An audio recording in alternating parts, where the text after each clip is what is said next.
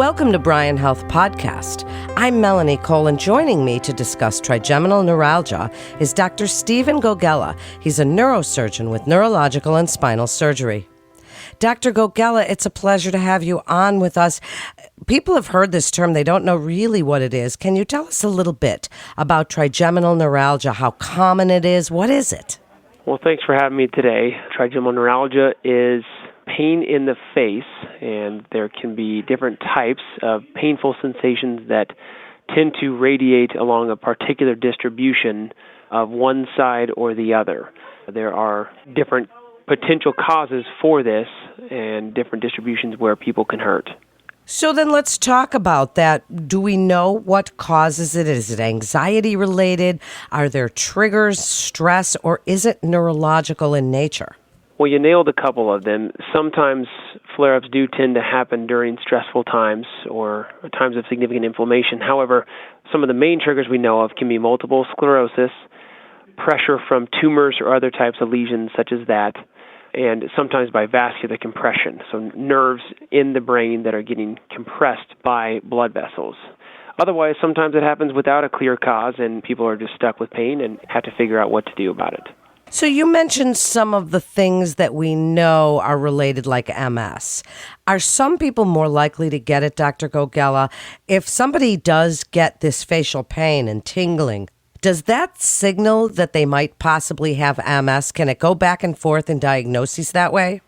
Well, it is more common in somebody with multiple sclerosis, but it does not mean that somebody has multiple sclerosis, nor is it considered to be one of the primary signs of it or anything like that.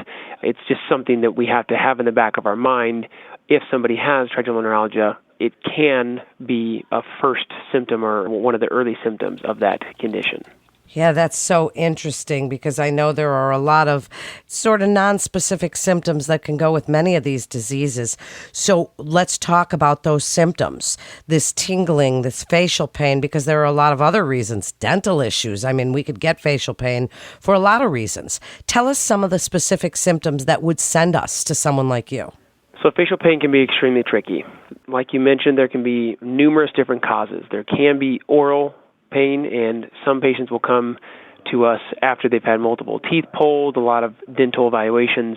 There can be temporomandibular joint dysfunction, so oral maxillofacial surgeons are key in this workup as well. There can be atypical facial pain, which doesn't quite fall under this umbrella of trigeminal neuralgia. So there are multiple things for us to think about as we're working this up. Typically, with classic trigeminal neuralgia, there is lancinating or electric-like pain that is radiating along a particular distribution in the face, one or more distributions, that is flared up by different triggers. This can be brushing your teeth, cold air, wind, brushing your hair. It's usually something with touch. Sometimes people have it just with opening their mouth or chewing or things of that sort. That's the most classic form of trigeminal neuralgia. This is so interesting. I remember a time in my life when I thought that that's what I had as well. So I know that it can be quite scary, and to think of the things that can go with it. Are there other symptoms, other conditions, Dr. Gogela, that mimic these symptoms, which is why it might be a little tough to diagnose? Yes, aside from the others that I mentioned there are different neuropathic kind of conditions that can mimic this, but through a thorough workup and evaluation, these can typically be ferreted out. So then tell us a little bit about what happens at diagnoses. How do you diagnose it? And if somebody is getting this facial pain and traveling and tingling, what kind of doctor do they go see? Do they start at their primary care and then get referral to a neurologist or a neurosurgeon? Tell us a little bit about diagnosis. Well, typically, you start off with anti-inflammatories just to see if you can get the inflammation to calm down. If you can get it to calm down and the flare-up goes away, then you don't necessarily have to have any further workup. If it persists, then certainly seeing somebody like your primary care physician would be appropriate. There are some initial medications that they may feel comfortable prescribing, or they may refer to often a neurologist, but sometimes a neurosurgeon. Either is appropriate because either route is going to trial conservative care first. To work it up further, typically we start with a medication. We may or may not, depending upon how worrisome the symptoms seem, we may or may not get imaging to start. There are different medications. One of the classic medications is carbamazepine or Tegretol. Oftentimes, if it is classic trigeminal neuralgia, it will respond well to Tegretol, at least initially. So that can be a telltale sign as well. And then eventually, during the diagnostic workup, we will get an MRI of the brain, and that's just to check for those conditions I mentioned before. So is there a tumor with compression there? Is there a plaque that would be more evident of multiple sclerosis? Is there some other concern? Is there a blood vessel that's clearly compressing the trigeminal nerve? Those are the questions we answer with imaging. Are there forms of therapy, Dr. Gogela, that have been shown to help? We mentioned stress and anxiety as some possible triggers. Does then therapy or even antidepressants, any of that kind of thing, does that help with this? I would say secondarily, it's not necessarily considered to be a first-line treatment for trigeminal neuralgia, but certainly if somebody has significant anxiety at baseline that is not well controlled, I'm sure that could contribute. There are side effects of anti-anxiety type medications that can actually be helpful in neuropathic pain conditions. We use antidepressant medications pretty frequently in the pain world, so in that way it could be helpful, but I'd say indirectly. And what about identifying those triggers? Is there any way to do that? Yes, that's more of a clinical factor. People just come in and they already know. If I brush my teeth or if I brush my hair or if I have cold fluid in my mouth or if I smile, those are the things that cause attacks. And they typically begin avoiding those things in their day-to-day life. And it can be different for different people. Some people it's their forehead. Some people it's their chin or their jawline. It just depends on the distribution of pain. And before I ask you if there are any surgical treatments, Dr. Gogela, similar to migraines, and I know these are not related, but, when people do get those, they go into a dark room, they sort of shut down. As we're talking about triggers, when people do suffer from trigeminal neuralgia, does it help to do that sort of thing, to sort of shut down, go into a dark, quiet room? Have any of those kind of quieting types of therapy been shown to help? Those types of environmental changes are not necessarily as effective as they are for migraines. Just avoiding the triggers is the primary way to get these attacks to calm down, and then medications. Sometimes the attacks become more frequent and intense as time goes on, and that's typically when treatment is escalated. So are there any surgical treatments then that happen for someone who is refractory to the medication for whom none of this helps? Yes. So first of all, there are multiple medications, and different meds are typically tried. Usually those meds are escalated over time so as to avoid significant side effects, but there are 3, 4, 5 agents that are very routinely used, and sometimes people get more benefit from one versus another, and it can be different from person to person. So those are always tried initially across the board.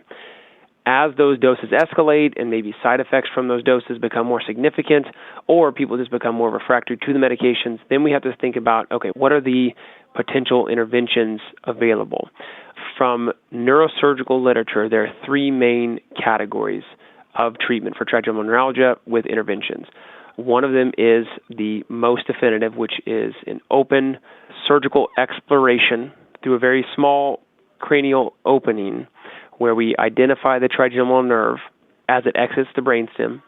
We dissect any blood vessels free that are putting pressure on the nerve, and then we put pads in there often to protect the nerve from any further compression from that vasculature.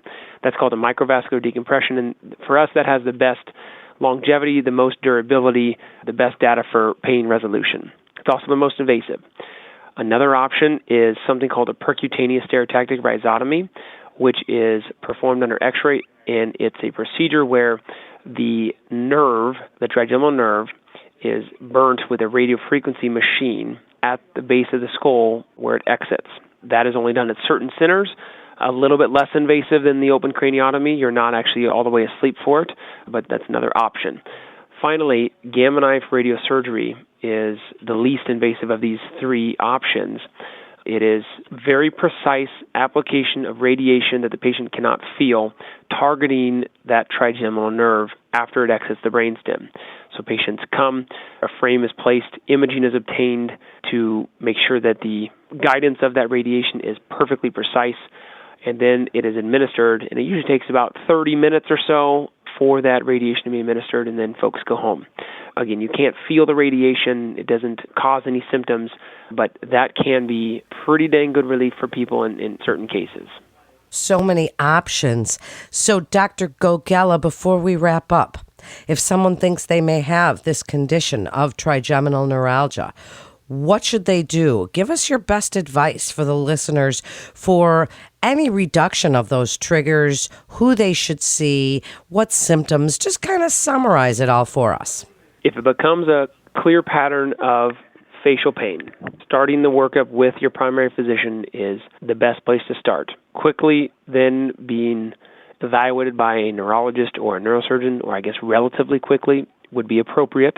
If medications then fail to control the symptoms, a discussion with the neurosurgeon should then be held to determine what's the best route for a particular patient.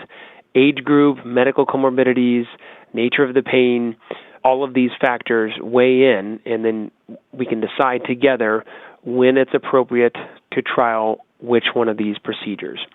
Here at Bryan, actually, we have the only gamma knife radiosurgical unit in Nebraska, and it's very precise for radiation for this condition in particular, so that is an excellent option for us here in town.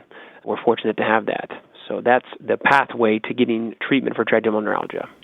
Thank you so much, Dr. Gogela. What an excellent guest you are. Thank you for joining us, and thanks to our Bryan Foundation partner, Union Bank and Trust. Please visit our website at bryanhealth.org for more information and to get connected with one of our providers. That concludes this episode of Bryan Health Podcast. I'm Melanie Cole.